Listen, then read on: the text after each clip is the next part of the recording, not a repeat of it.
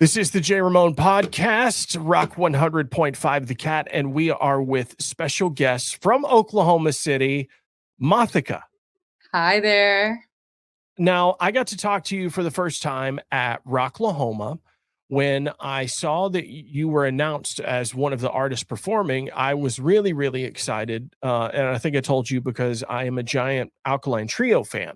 Oh, And yeah. so I had seen that you had been on tour with Alkaline Trio in Coheed and Cambria. And so I was like, this is go. Oh, there's the heart. There it is right there. The heart skull. Right now, yeah. So I got really excited, and you were playing very early in the day at Rocklahoma. I can't remember what time it was, but I just know it was ridiculously hot.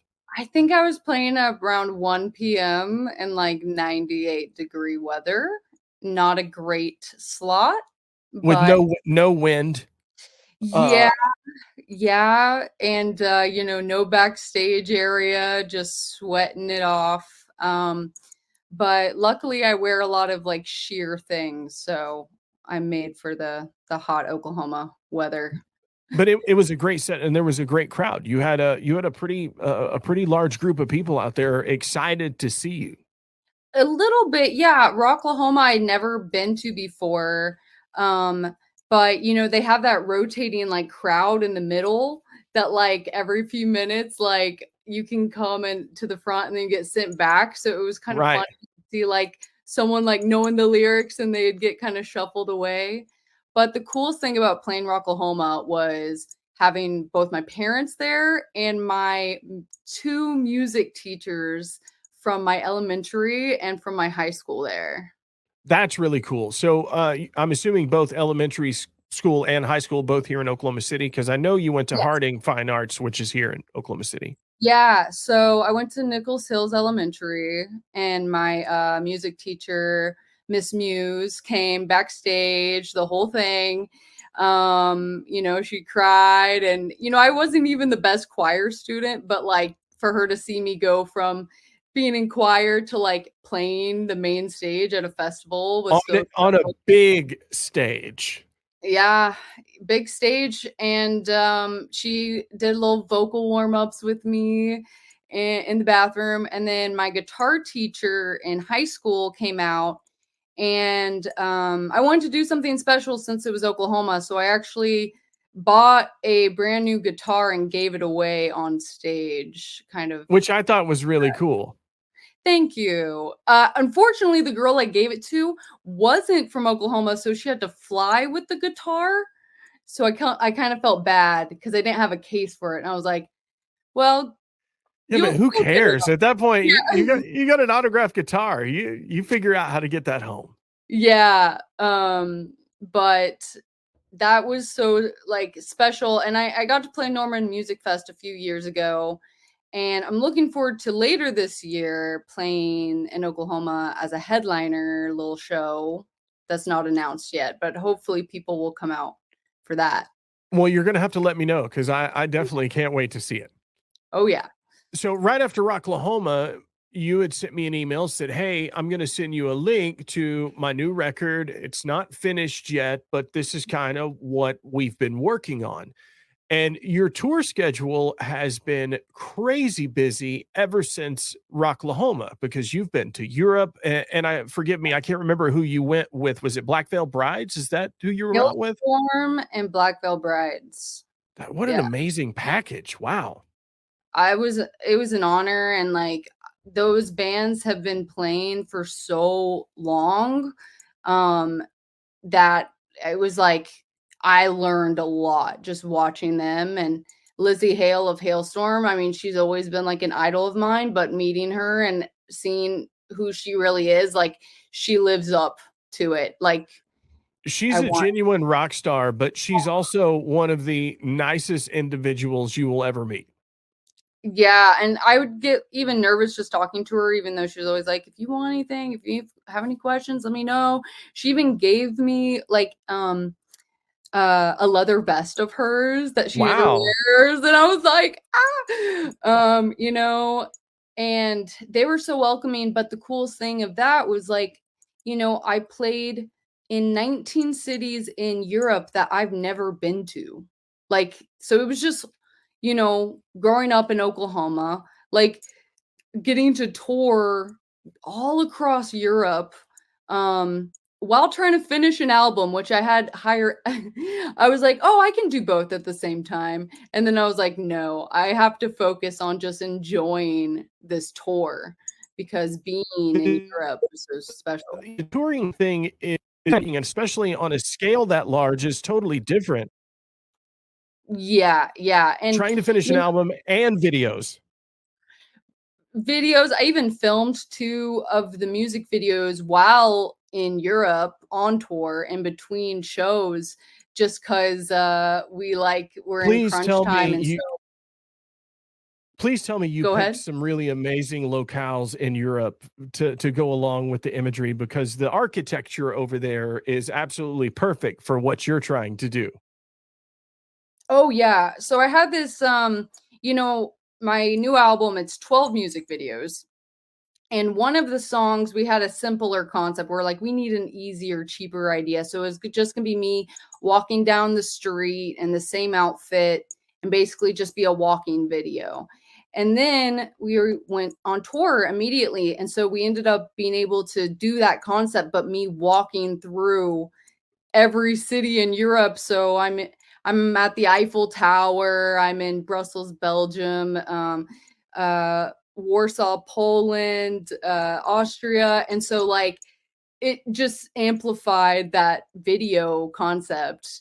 And we would only have like 20-30 minutes like between like sound check to like go and grab a shot and like hope it worked. And so that like brought this whole new production value to a very cheap video. um yeah, and so I'm gonna like, and I would just, and it was really great too because when you're on the road, you're tired, you don't want to go explore, but I knew, okay, I want to grab a shot here, so it made us like get out more. um and yeah, I mean, touring with like Hailstorm and Black Veil Brides, as you can imagine, they're on like real tour buses. We're in like a Sprinter van. So we're in like a little tiny van. So we have even less time to like go see things because we're just trying to make it to the next show. But, you know, I'll never forget, waking up at 7 a.m. to try to go get a shot in this station. Um, so I'm really glad it got to make the cut of the album. How was it on yourself, putting yourself under that kind of pressure with time constraints to just, okay, we're just going to go do it real fast in the time that we have and see if we can make it work? That's a lot of pressure. I mean, filming and the creative side of music has always been the easier thing for me. I mean, this new album I'm about to put out is definitely the most ambitious thing I've ever done. I mean, 12 music videos that have a narrative, and like I had never even tried to do something of that scale. So it's been a lot of like sleepless nights. Um but I would say, that is the fun fantasy artsy part that I love about music, but the actual touring, that's been actually the thing that's been the hardest for me to get used to, is like performing live. Is I kind of came up during the pandemic when people, like I'm newer to playing shows, so I'm doing things a little backwards. Because when Vices really took off on TikTok, that was right in the middle of the pandemic, wasn't it? Yeah, I think that was like June 2020. So, and I'd played shows before to like, 10, 15 people. But I went from that to playing with Coheed and Cambria to like 4,000 people. And then with Hailstorm doing that level of a tour, and I've only done those 2 tours now, Coheed, Alkaline Trio, and then Hailstorm, Black Veil Brides. But the first night of both, I had the same mental breakdown of like, I don't know if I can do this. I don't know if I can do this ever again. This is so scary. And then at the end of the tour being like, "Oh, I can't wait till the next one." And so it's funny to have the same experience. It's weird being an artist because yeah, it's like riding a bike and you figure it out once you get on stage, but that initial moment, there's still a massive rush and you know, you feel the body heat take over where you're like, "Oh shit, I don't know if I can do this or not."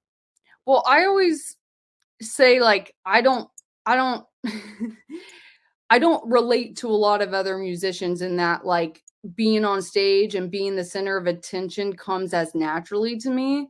Like performing live is such a innate skill that I think I've had to kind of awkwardly fumble through to find because I've struggled with self-confidence and like my performanceship, I've always felt like maybe I'm not the best performer. And then over doing those 2 tours or 200 shows, I've kind of found the things that work and that make me feel better. And a lot of that's been like, you know, saying stupid jokes and trying to involve the crowd and let them know, because I never feel confident being just like this, like hot, cool front woman. Like that doesn't feel natural. Like that's not how I am. Um, yeah. So I've had to kind of fumble through a lot of awkward, bad shows to find like what works on stage. And so now if you see me, you'll see me doing some really embarrassing stretches, getting my empowerment stretches backstage, trying to up myself.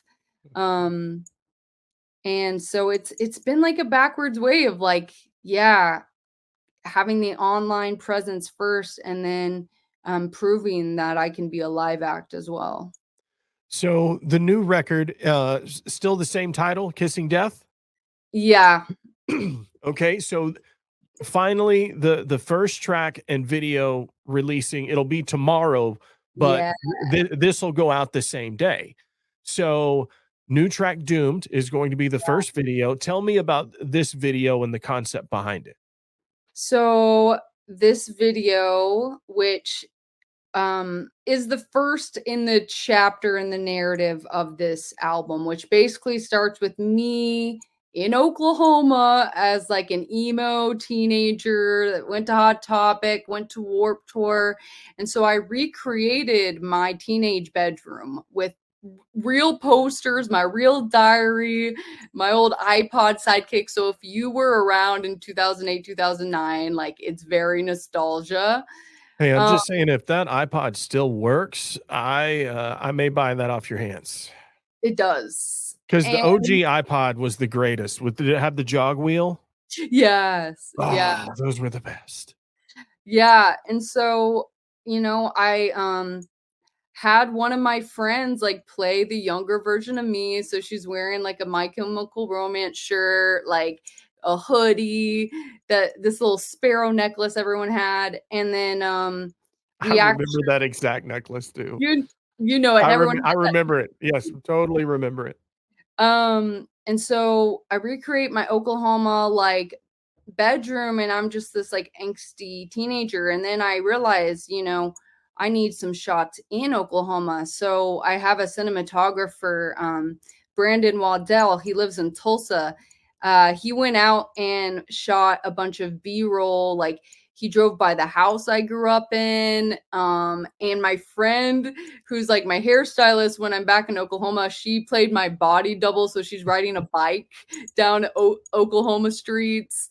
And so we went that far just to get like these real shots of Oklahoma in there to kind of like portray this like, suburban, like depressed teenager I was. And the song, when you think of that, like that scene era, that music is not at all what this song is. This song is like the ballad of the record. It's sad, it's heartbreaking, and it's yeah, it's called Doomed, and the lyrics there's like guess I was doomed from the start, and it kind of just talks about how I feel like, you know, I was diagnosed with depression around that age, and I also have suffered with like alcohol addiction, and there's been all these little things that like felt like I'm just doomed to be this in this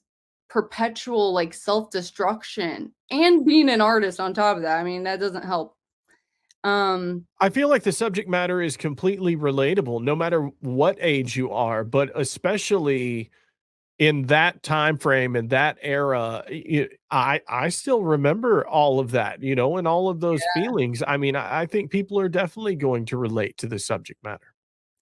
Thank you. I mean, I always when people say like I relate to your songs, I'm always like, I'm sorry. But because I'm like, I don't want you to, but it was kind of like that's how I felt. Like even when I was 14, 15 years old, I already felt like I I was damaged goods. I'd already seen it all. I already felt that like despair, and so I want to just show that. And also I show my current self in the video too, kind of like walking around and being in the same room as my younger self, and like kind of you have to see the end. But my therapist cried and my mom cried at the end, so I think that's a good sign. Well, no matter how dark your songs are, your lyrics are, I can tell how supportive and how proud your mom is of your music career because she posts about you all the time, and that's a great feeling. It is amazing, and she is the if she could be my momager, she would, but what she like tells me if I have anything, I spelled something wrong. She's in the comments replying to people, and I try I to saw say, that. I oh, totally saw that. but my mom has kind of been like an amazing figure in Oklahoma too, because she sells vintage clothes down at Bad Granny's in the plaza.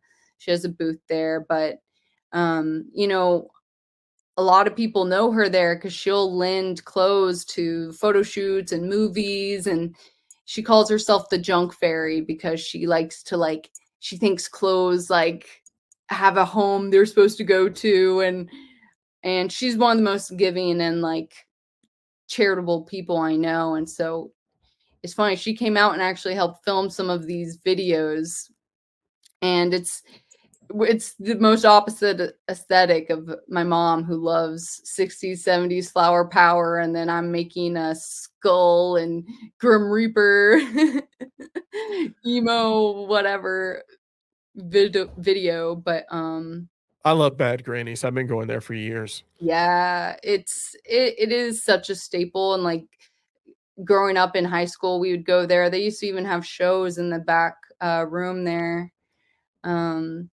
But yeah, this song doomed it being like based in Oklahoma. And I was born in Tulsa, I have family in Broken Arrow, but I grew up mostly in Oklahoma City.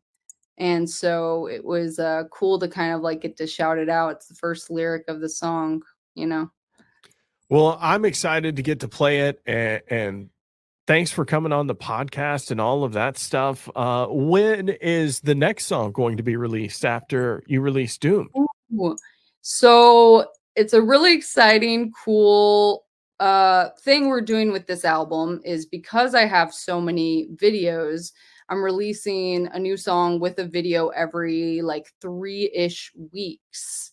So the next song is out April 17th.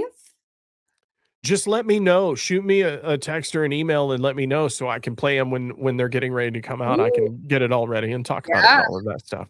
that'd be So, awesome. And so then the one thing I wanted to ask you before we finish, how does it feel to know that you have over 1 million monthly listeners on Spotify? Not 1 million listens. You have over 1 million monthly listeners on Spotify. I the numbers always baffle me when I see things like that.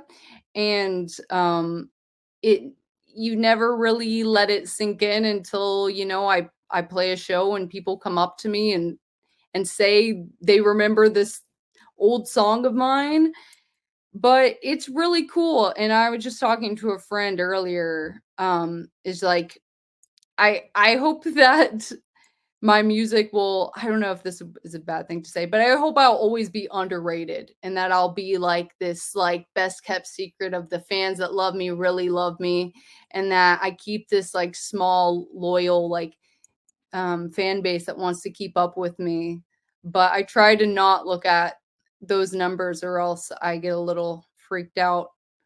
I But I pulled it up just to kind of refresh my memory and listen to music while I was, figuring out what we were going to talk about today. And I saw that number and I went, holy shit, like that's a lot of people. it is, and if only they could see every time I post, if only they saw everything. But yeah, I think something that's cool with this new record is like I'm trying to, you know, have every single video have this little live chat premiere on YouTube. And so hopefully with every song more and more people join in and watch the story unfold.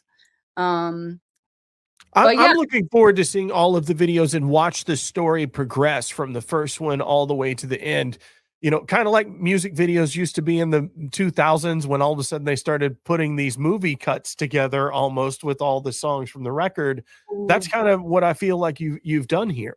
yeah, and I mean at the end I'm going to edit it together to be one long thing, and I'm going to show it at least once in a theater. But I've been trying to play with the idea of like it'd be so fun to do like a mini theater showing of the whole album. Well, Um, when you're ready to do that here in Oklahoma City, let me know because I'd be glad to help you plan it and make it all work that would be rad. because I think it would be cool.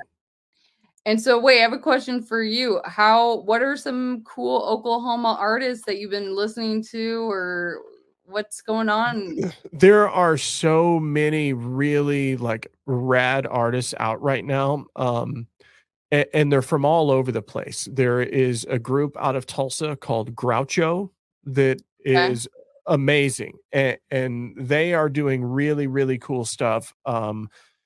Dustin, the kind of brainchild behind it, he is also doing live film scoring where they're taking these old silent movies, from black and white silent movies, and he is scoring them live to an audience while the movie is showing. What? Yeah, like that's really, really like over the top cool. And they're playing Norman Music Festival too. And then John Moreland obviously is, he's bigger than Oklahoma is now, but he's coming back to the Tower Theater, and I think he's got a new record coming out, so I'm pretty excited about that. But yeah, there's a lot going on with cool stuff coming out of Oklahoma right now. Well, what's your favorite venue to go to in S- Oklahoma? So I have always been a diehard fan of the Canes Ballroom Ooh, in Tulsa, the Diamond Ballroom here in Oklahoma City, because maybe. I've seen so many great bands and shows there. As far as the smaller venues go, the Shrine in Tulsa is a really great small venue. The Vanguard is another really great small venue. And then in Oklahoma City, we've had a bunch of little venues pop up here lately, like Resonant Head, which is really cool. And the Capitol Hill district is kind of getting revitalized and new businesses. And so there's the Yale Theater across the street from it. 89th is still going. I went to a show the other night at Beer City Music Hall for the first time, which is a fantastic room.